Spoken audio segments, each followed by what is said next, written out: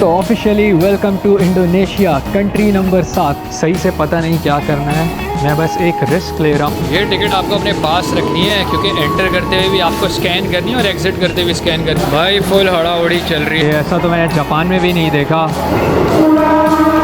There 8 hours layover, then here I have like a layover like 10 hours. I'm gone away, yeah.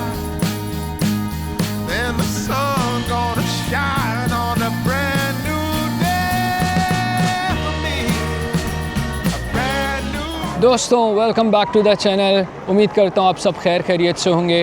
आज हम एक नई series की आगाज़ करने वाले हैं। हम एक ऐसे मुल्क जा रहे हैं जो 17,000 आइलैंड्स पे मुश्तमिल है, दुनिया का सबसे बड़ा बुद्धिस्ट टेंपल, दुनिया की सबसे ज़्यादा मस्जिदें और सबसे ज़्यादा मुसलमान रहने वाले भी इसी कंट्री में हैं।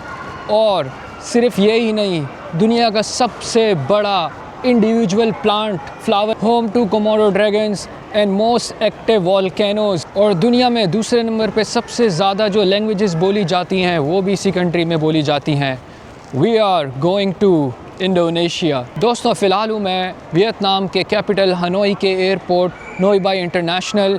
यहाँ से हमारी फ़्लाइट है सिंगापुर की, सिंगापुर से जकार्ता। आपके भाई ने बोर्डिंग ले ली है, अब चलते हैं, हम इमिग्रेशन कराते हैं, मिलते हैं इमिग्रेशन के बाद। दोस्तों इमिग्रेशन काफ़ी स्मूथ रही। जो इमिग्रेशन ऑफिसर थी वो मुझे ऐसे देख रही थी क्योंकि मेरे बाल पहले लंबे हुआ करते थे तो मैंने कटाए थे, तो मुझे देख रही थी थोड़ा चेंज लग रहा है बंदा। तो मैंने बोला अरे यार मैंने बाल कटवाए हैं अपने और थोड़ी दाढ़ी का स्टाइल डिफरेंट किया है। तो वो भी हंस हंस के थोड़ा बस उनसे करके बात करके इमिग्रेशन हो गई। चेकिंग वगैरह भी काफ़ी स्मूथ थी। और अभी जो मेरा गेट नंबर है वो 37 है। मैं बस अभी यहाँ पे गेट नंबर पे पहुँचा ही हूँ और यहाँ पे बोर्डिंग स्टार्ट थी पहले से, और बोर्डिंग बंद हो जाएगी फ़्लाइट से 15 मिनट्स पहले, जो मेरे ख्याल से अभी 5 मिनट ही रह गए हैं। तो चले बोर्डिंग कराते हैं, प्लेन में चलते हैं, फिर मिलते हैं आपसे। अच्छा हुआ टाइम पे मैं पहुँच गया, बोर्डिंग स्टार्ट थी। और दूसरी चीज़ ये है कि जो एयरलाइन है स्कूट, और ये टाइम पे बिल्कुल फ़्लाई करती है और ये लोग वेट भी नहीं करते हैं, तो चलो अच्छा हुआ।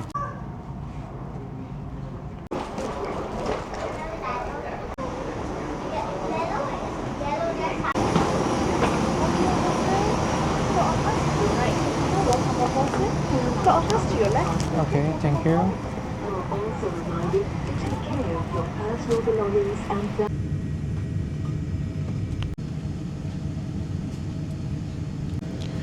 अरे भाई बहुत खामोशी है और हम अनलकी रहे कि हमें विंडो सीट वाली सीट नहीं मिली है।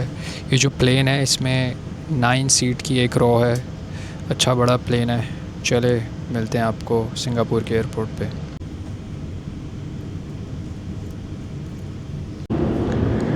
चलो भाई इन्होंने लाइटें वापस ऑन कर दी हैं। ये जो मेरी फ़्लाइट है ये 3.5 घंटे की फ़्लाइट है। फिर जो मेरा लेओवर है सिंगापुर में वो है 8 घंटों का।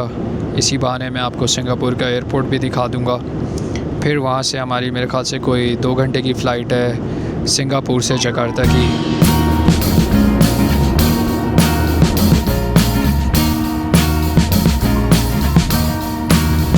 I am waiting for a bus at the end of the night under street lamp, red face flame by the light. I'm going away, I'm gone away. दोस्तों तो अभी मैं हूँ चानी एयरपोर्ट सिंगापुर। हमारी फ़्लाइट पहुँच चुकी थी 4:15 सिंगापुर टाइम के हिसाब से। दोस्तों तो वीडियो के शुरू में मैंने आपको बताया कि हम जा रहे हैं इंडोनेशिया। मेरी फ़्लाइट थी हनोई से सिंगापुर की, फिर सिंगापुर से जकार्ता की। जो हमारी हनोई से सिंगापुर की फ़्लाइट थी वो थी वियतनाम के टाइम के हिसाब से 12:05, बट हमारा जो फ़्लाई हुआ वो 12:15 पे हुआ। और यहाँ पे सिंगापुर के टाइम के हिसाब से जो लैंडिंग टाइम था वो था 4:25। मेरे ख्याल से फ़्लाइट थी पूरी 3 घंटे 20 मिनट की, बट 10 मिनट लेट उड़ने के बावजूद हम 10 मिनट पहले लैंड हो गए सिंगापुर में। तो मोस्ट प्रोबेबली आप ये सोच रहे होंगे कि मैंने डायरेक्ट फ़्लाइट क्यों नहीं ली हनोई टू जकार्ता। उसके कुछ ये रीज़न्स हैं जब मैं फ़्लाइट के लिए चेक कर रहा था तो जितनी भी फ़्लाइट आ रही थी डायरेक्ट वो लैंड कर रही थी जकार्ता में मिडनाइट पे। वो मैंने इसलिए नहीं बुक करी क्योंकि अगर मैं जकार्ता जाता मिडनाइट में तो मेरे लिए दो प्रॉब्लम्स थी। एक तो मेट्रो नहीं मिलती क्योंकि मिडनाइट में मेट्रो नहीं चलती, और होटल हॉस्टल्स वगैरह के चेक इन भी नहीं मिलते। 11 PM तक होता है लास्ट चेक इन। तो अगर मैं जाता तो मेरे साथ वही मसला होता, ना तो मेट्रो मिलती, वो मसला भी नहीं है, ग्रैब वगैरह करके जा सकते थे, टैक्सी लेके जा सकते थे, बट हॉस्टल पहुंच के वहाँ पर मुझे चेक इन नहीं मिलता। तो तभी मैंने डिसाइड किया कि ऐसी फ़्लाइट बुक करूँ मैं जो मुझे ओवरनाइट लेओवर हो कहीं पे। वो थी सिंगापुर की स्कूट एयरलाइन की। अब मेरे लिए अच्छी बात यह है कि मैं ईज़िली डे टाइम पे आराम से जकार्ता जाऊंगा, मेट्रो भी मिल जाएगी, चेक इन भी मिल जाएगा, सिम भी परचेज़ कर लूँगा, जो करेंसी है डॉलर्स वो भी एक्सचेंज करा लूँगा। तो इस वजह से मैंने ये डिसीजन लिया। प्राइस में भी कोई ऐसा सच फ़र्क नहीं था, बट ये एक और इसमें बेनिफिट है कि 3 घंटे 20 मिनट की मेरी फ़्लाइट थी हनोई टू सिंगापुर। फिर मुझे रेस्ट मिल गया बीच में। अब उसके बाद हम जाएंगे यहाँ से सिंगापुर से जकार्ता, जो मेरे ख्याल से 1 घंटा 55 मिनट की फ़्लाइट है। एक और ख़ास रीज़न है स्कूट एयरलाइन को बुक करने का, वो मैं आपको जब पहुँचूँगा जकार्ता दूसरी अपनी जो कनेक्टिंग फ़्लाइट है लेके, फिर मैं आपको बताऊंगा कि हमने ये स्कूट एयरलाइन ही क्यों बुक की। दोस्तों, जैसा आप लोगों को पता ही है कि चानी एयरपोर्ट सिंगापुर का one of the best airport in the world है। तो मैं आपको कुछ चीज़ें दिखाता हूँ। ये जो एरिया है, ये लॉबी जो है अराइवल और ट्रांसफ़र की, आप देख सकते हैं यहाँ पे चार्जिंग पोर्ट्स भी हैं। ये यहाँ पे प्लग है और ये यहाँ पे USB और C टाइप के पोर्ट्स भी हैं। दोस्तों, मैंने आपको भी थोड़ी देर पहले दिखाया जो पिलर में लगे हुए थे चार्जर के प्लग और C टाइप। यहाँ पर देखें, ये बीचों बीच सीट्स के 2 सीट्स के दरमियान में यहाँ पे ये है USB चार्जर। क्या बात है। और ये देखें छोटे छोटे जैसे इन्होंने यहाँ बूथ लगाए हुए हैं। ये देखें यहाँ पे C टाइप भी है, USB केबल भी है और यहाँ पे प्लग्स भी हैं। ये मैं अपना यहाँ पे फ़ोन चार्ज कर रहा हूँ, ये मैं यहाँ अपने कैमरे की बैटरी चार्ज कर रहा हूँ। ये देखें, और ये काफ़ी पावरफुल सॉकेट्स हैं, तो बिल्कुल ज़बरदस्त अच्छा सीन है। दोस्तों, तो आप आएंगे चानी एयरपोर्ट तो आपको बिल्कुल टेंशन लेने की ज़रूरत नहीं है कि अगर आपको अपना फ़ोन चार्ज करना है, अपना कैमरा चार्ज करना है, अपना पावर बैंक चार्ज करना है, अनलिमिटेड यहाँ पे भरे हुए हैं चार्जिंग सॉकेट्स, और जैसे मैंने अभी आपको दिखाया कितने सारे ऑप्शंस हैं। और यार, यहाँ का जो वाईफ़ाई है वो भी लाजवाब है। मैंने अभी स्ट्रीम करके चेक करा, कितनी स्मूथ चल रही थी वो स्ट्रीमिंग। इतनी तो डाटा पे भी नहीं चलती और घरों के वाईफ़ाई पे भी नहीं चलती।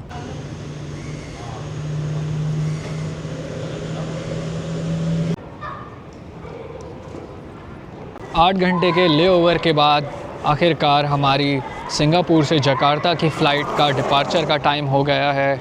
मैं काफ़ी नींद में हूँ, कोशिश करूँगा सोने की। मेरे साथ मसला ये है कि ट्रेन हो, जहाज़ हो, कार हो, कुछ भी हो, मैं सो नहीं पाता।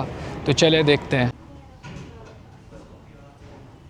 तो चले भाई, फाइनली अब जहाज़ में बैठने का टाइम आ गया है।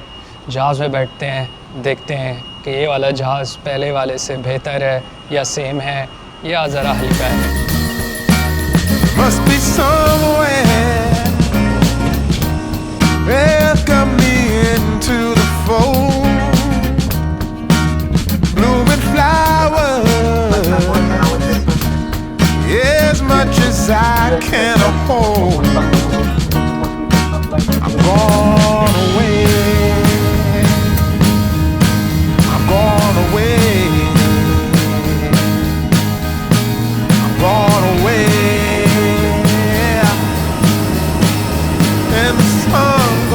तो दोस्तों, फाइनली हम लैंड हो गए हैं जकार्ता में। अभी जाकर हम करेंगे इमिग्रेशन, फिर लेंगे अपनी ऑफिशियल एंट्री, फिर उसके बाद होगा असल show start. Must be somewhere. Welcome me into the fold. Blooming flowers, as much as दोस्तों, officially welcome to Indonesia, country number 7। दोस्तों, मैं आपके साथ अपना इमिग्रेशन का एक्सपीरियंस शेयर करता हूँ। बहुत ही स्मूथ सा रहा, बहुत ही सिंपल सा था। उन्होंने मेरे ख्याल से वीज़ा भी नहीं देखा, मेरे फ़ोन में मेरा ई वीज़ा था। और बस ना उन्होंने मेरे से रिटर्न टिकट पूछी, ना उन्होंने मुझसे कोई होटल बुकिंग पूछी। बस उन्होंने मुझसे पूछा कितने दिन रहोगे, मैंने वो बताया, दैट्स इट। उन्होंने स्टिकर लगाया, बस ये था, और कुछ भी नहीं था। कोई ड्रामा नहीं, कुछ नहीं, जैसा हम यूजुअली सुनते हैं, देखते हैं। मैं काफ़ी सारे व्लॉग्स देखता हूँ पाकिस्तानी यूट्यूबर्स के भी कि भाई इमिग्रेशन ने ये कर दिया, इमिग्रेशन ने वो कर दिया। तो ऐसा सच कुछ नहीं था, बहुत ही सिंपल ईजी था। दोस्तों, तो हम आ चुके हैं एयरपोर्ट के बाहर। 100% ऑफिशियल एंट्री हो चुकी है हमारी इंडोनेशिया में। मैं आपको बताता हूँ स्कूट एयरलाइन का कि हमने क्यों ली, क्योंकि स्कूट एयरलाइन जो है वो सब्सिडरी है, एक बजट एयरलाइन है सिंगापुर एयरलाइन की, और उसकी सर्विस काफ़ी अच्छी है। और दूसरा रीज़न ये है सर्विस के साथ साथ कि जो भी पैसे वो वेबसाइट पे या एप्लीकेशन पे दिखाता है वो आपके बैंक से उतने ही एग्जैक्टली चार्ज करता है। जैसे यूजुअली आप जब ऑनलाइन फ़्लाइट्स वगैरह बुक करते हैं तो कोई $4, $5, कभी कभार $10 तक भी ऊपर चार्ज करते हैं। तो इस वजह से मैंने स्कूट एयरलाइन को यूज़ करा। जहाज़ काफ़ी अच्छे हैं, इनके कंफर्टेबल सीट्स होती हैं, तो बस ये रीज़न था। इस वक्त टाइम हो रहा है 2:48 इंडोनेशिया के टाइम के हिसाब से, और अब जो है मेन मिशन स्टार्ट होता है। अब तक तो सारी फ़्लाइट वगैरह थी, जहाज़ थे, इमिग्रेशन वगैरह ये सब चीज़ें थी, चेक इन था, बोर्डिंग थी, नॉर्मल चीज़ें थी। अब होती है मेन स्ट्रगल शुरू। अब मैं ना तो टैक्सी लूँगा, ना ग्रैब लूँगा, ना गोजैक लूँगा। मेरा जो है मिशन वो ये है कि यहाँ से ट्रेन लेना। अब मेन मिशन हमारा ये है कि हमें अपने हॉस्टल तक पहुँचना है किसी भी तरीके से, सबसे चीपेस्ट वे पॉसिबल में। मेरा हॉस्टल जो है वो एयरपोर्ट से 20 किलोमीटर दूर है, सिटी सेंटर में है। एयरपोर्ट जो है वो सिटी सेंटर से 20 किलोमीटर दूर है।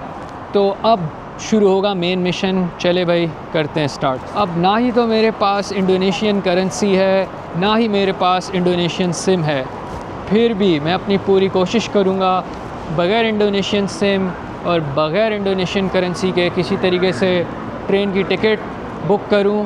मेरे ख़्याल से कार्ड के थ्रू मैं कर लूँगा। अगर वो नहीं तो कुछ दूसरी कोशिश करेंगे, नहीं तो फिर करेंसी एक्सचेंज कराएंगे। तो दोस्तों, फ़िलहाल मुझे अभी पकड़नी है स्काई ट्रेन। ये sky train free of cost है, ये मुझे लेकर जाएगी दूसरे टर्मिनल। वहीं पर है जो एयरपोर्ट की ट्रेन जो जाती है सिटी में, तो यहाँ से स्टार्ट होगा इसका सफ़र। दोस्तों, मैं सच बताऊँ तो मुझे सही से पता नहीं क्या करना है, मैं बस एक रिस्क ले रहा हूँ। और मेनली जो ट्रेन जो है, अगर वो मैं डायरेक्ट अपने हॉस्टल तक लूँगा तो मुझे 1 या 2, मेरे ख्याल से 2 लाइन चेंज करनी पड़ेंगी, मतलब टोटल 3 लाइनें हो जाएंगी। बट उसके जो पैसे दिखा रहा है वो दिखा रहा है 78,000 IDR, इंडोनेशियन रुपया। बट मैंने एक जगह चेक करा कि अगर मैं 4 लाइन में जाऊँ, 4 लाइन यूज़ करके जाऊँ, तो वो बन रहे हैं मेरे ख़्याल से ओनली 44,000 इंडोनेशियन रुपया। अब मेन वही वाली बात है, मैंने खाली ऊपर से चीज़ें देखी हैं, मैंने कोई डीप रिसर्च नहीं की हुई। तो अब देखते हैं क्या होगा क्या नहीं होगा। अभी तो फ़िलहाल बस मैं देखना चाह रहा हूँ कि मैं किसी तरीके से चीपेस्ट वे में पहुँच जाऊँ अपने हॉस्टल। दोस्तों, आप ये मेरी मोबाइल स्क्रीन पे देख सकते हैं, जो मैं करना चाह रहा हूँ वो ये है। यहाँ पे आप प्राइस भी देख सकते हैं। ये पहले स्काई ट्रेन, फिर जो एयरपोर्ट ट्रेन है, फिर वहाँ से लोकल जो ट्रेन है यहाँ तक, फिर इस स्टेशन से मैं लूँगा ट्रेन अपने हॉस्टल के लिए। उसमें भी मुझे 2 लाइन चेंज करनी होगी और फिर वो मुझे टोटल पड़ेगी 44,000 में। अगर मैं डायरेक्ट जाऊँगा तो मुझे पड़ेगी 78,000 में। तो ये एक तरीके का मैं हैक लाना चाह रहा हूँ, देखना चाह रहा हूँ कि ये पॉसिबल है या नहीं है। तो चलो देखते हैं।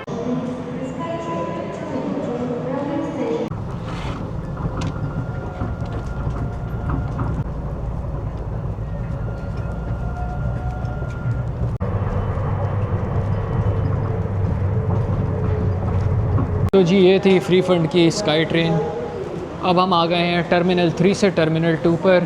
तो चले देखते हैं कि भाई ये हमारा मिशन कहाँ तक पहुँचा है। चलो फाइनली ट्रेन स्टेशन तक तो पहुँचे, एयरपोर्ट ट्रेन स्टेशन।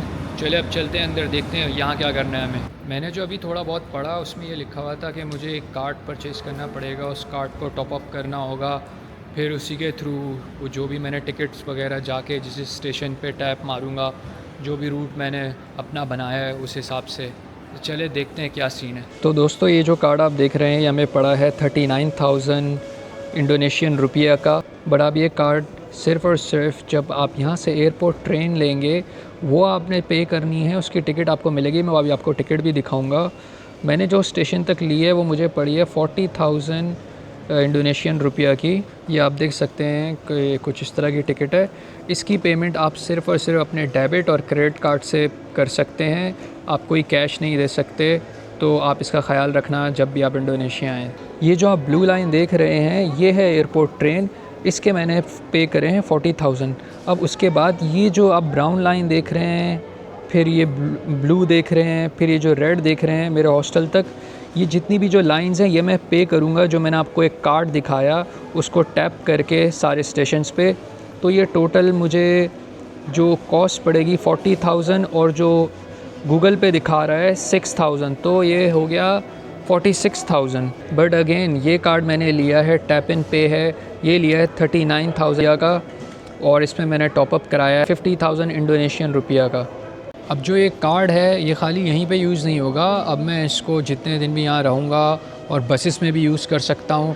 बस आप इसको टॉपअप करें, आपको कोई टिकट्स वगैरह ख़रीदने की ज़रूरत नहीं है। बस आप जाएं, इसको टैप एंड पे करें और जाएं अपनी बस लें, ट्रेन लें, और भी मेरे ख़्याल से कुछ चीज़ों में यूज़ होता है। एक ये है कि मेरे पास इंडोनेशियन करेंसी नहीं है तो मुझे ATM से मजबूरन इंडोनेशियन 1 लाख रुपया निकालने पड़े।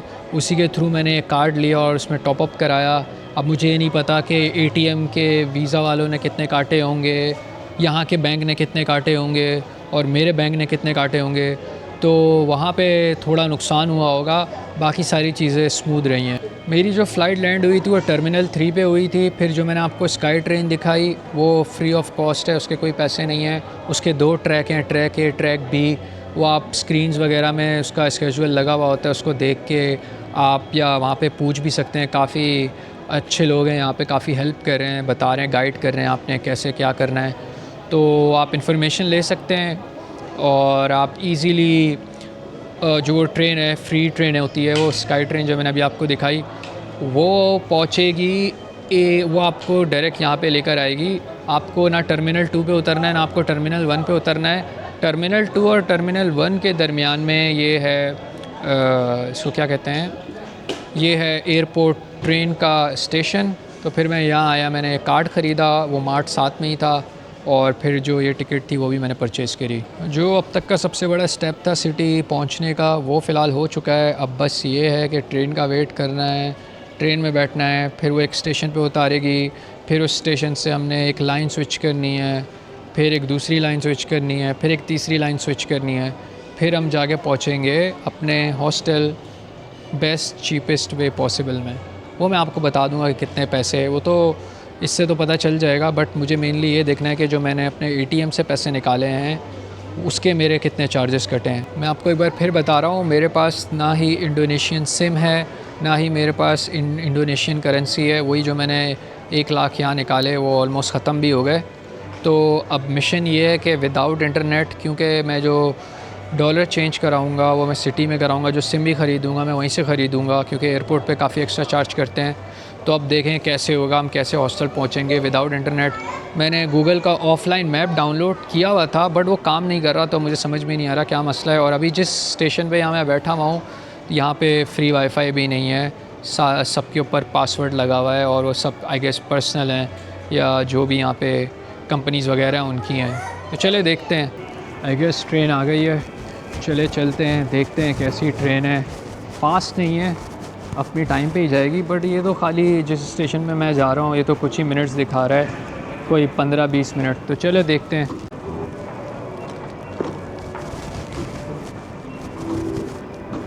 पता नहीं स्कैन हुआ ही नहीं हुआ, चले चलते हैं।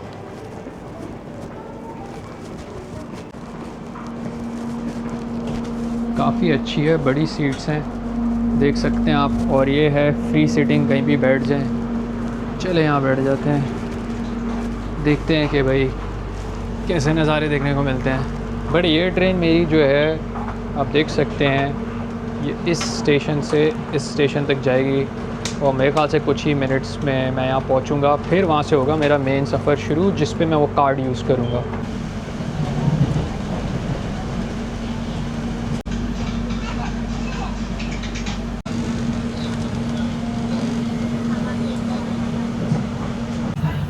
Please prepare and be careful with your belongings. After the train comes to a complete stop, the doors will open. Please be careful. दोस्तों तो जो अभी स्टेशन आया है ये अपना स्टेशन नहीं है, इसके बाद वाला अपना स्टेशन है। टाइम लिखा हुआ है इस पे 4:45 और अभी हो रहे हैं 4:38 और हम एक स्टेशन अभी भी पीछे हैं। तो चले देखते हैं। दोस्तों अपना आ गया स्टेशन, चले अब उतरते हैं यहाँ से, फिर लाइन चेंज करनी होगी।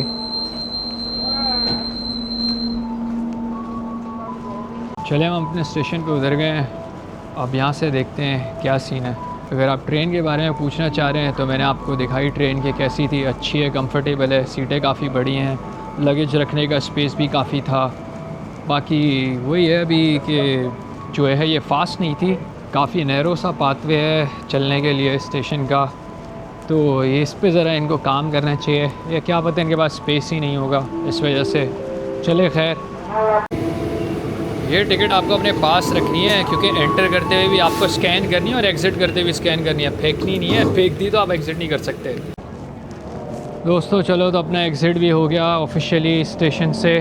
अब हमें वो ढूंढनी है ब्राउन लाइन, सेम स्टेशन की ही। चले भाई अब एक नया mission start. Shit, here we go again. तो भाई हमारा ये हनोई से जकार्ता पहुंचना है, ऐसा लग रहा है कि मैं GTA के मिशंस कर रहा हूँ। तो भाई वो हमारी कागज़ वाली टिकट का काम ख़त्म, अब हमारा काम शुरू हो गया है इस कार्ड का। तो कागज़ी कार्रवाई ख़त्म, कार्ड की कार्रवाई स्टार्ट।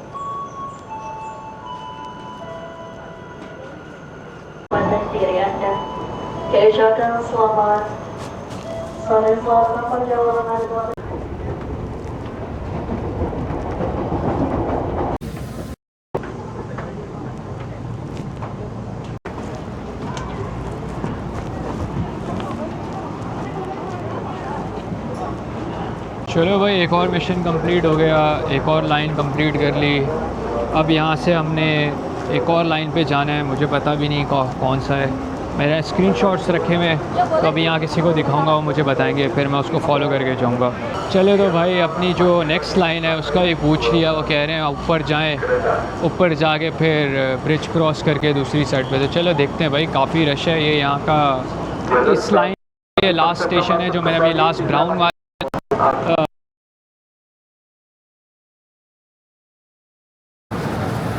भाई आप रश देखें, मेरे ख्याल से ऑफिस वगैरह का जो टाइम है उस टाइम पे पीक आवर्स, रश आवर्स।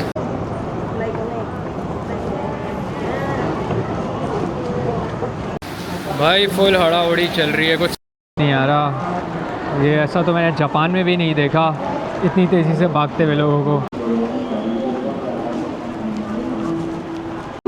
भाई अभी इतनी एनर्जी नहीं रही है कि मैं खुद से ढूंढूं, और यहाँ आप देख सकते हैं कैसी हड़ाउड़ी चल रही है। तो बस यहाँ पे वो जो सिक्योरिटी खड़ी है मैं उनसे पूछ लेता हूँ, मुझे बता देते हैं ये लाइन है, ये है। तो बस उन्हीं को फॉलो करते करते मैं भी आराम से पहुँच रहा हूँ। अब अपना ये वाला प्लेटफॉर्म है, ये प्लेटफॉर्म 2 है। हमने अपनी जो जर्नी थी वो यहाँ से स्टार्ट करी थी, ये लाइन कवर हो गई, ये ब्राउन वाली कवर हो गई। अब हम इस ब्लू वाली लाइन को लेने के लिए खड़े हैं।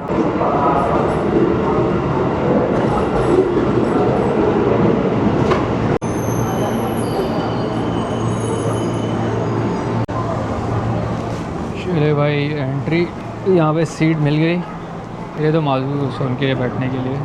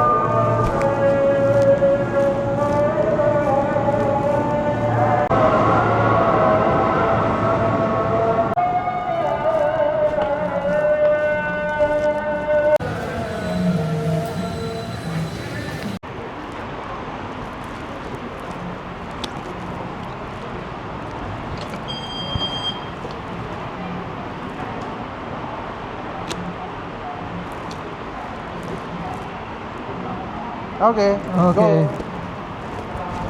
Thank you.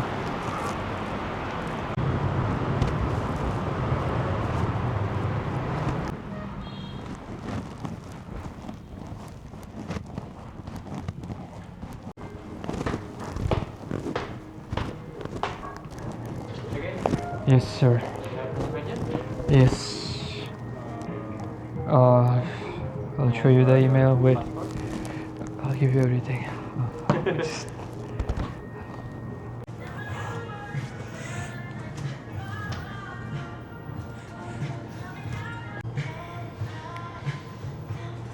There 8 hours layover. Then here I have layover like 10 hours, but I have it like at night, so I sleep all the way until morning. mine was at midnight as well, but for me it's like I cannot sleep even if it's like 5-star train whatsoever, plane and good place. I can only sleep like if it's some proper place. Well, you have a bed now, so Yeah. rest. Thank you so much. तो दोस्तों finally जो हम जिस mission पे निकले थे वो हमने मिशन अचीव कर लिया है। मेरे ख़्याल से सिर्फ़ और सिर्फ 43,000 अगर हम कार्ड की प्राइस हटा दें, क्योंकि वो तो मैं यूज़ करता रहूँगा, 43,000 इंडोनेशियन रुपया में मैं एयरपोर्ट से यहाँ तक पहुँच गया। मुझे नहीं पता कि डॉलर में कितने हैं, पाकिस्तानी करेंसी में कितने हैं। ये मैं कन्वर्ट करके कल से आपको बताना शुरू करूँगा यहाँ की करेंसी के बारे में कि इसकी क्या वर्थ है, क्या कन्वर्जन रेट है, कितने डॉलर बनते हैं और कितने पाकिस्तानी रुपीस बनते हैं। हमारे को हमारे रूम का चेक इन मिल गया है। चलते हैं अंदर। काफ़ी अच्छा हॉस्टल है। ये देखें भाई, हमारा रूम नंबर है 410 और हमारा बेड नंबर है 3। चले भाई देखते हैं क्या है।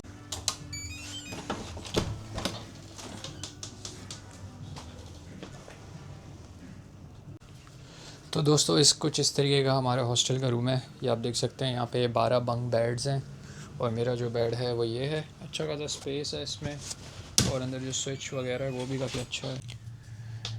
ये देख सकते हैं आप स्पेस, चार्जर वगैरह के भी प्रॉपर सॉकेट्स हैं, तो गुड सीन है। ये मुझे कितने का पड़ा है ये मैं आप लोगों को अगले व्लॉग में बताऊँगा।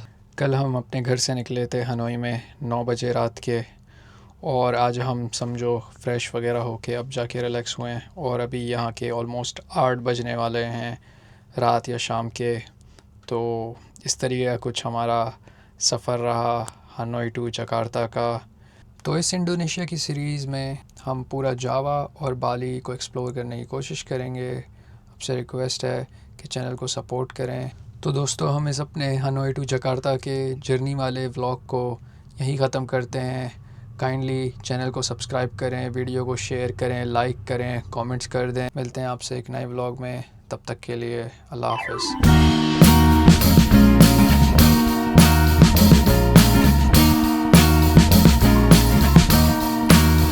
I am waiting.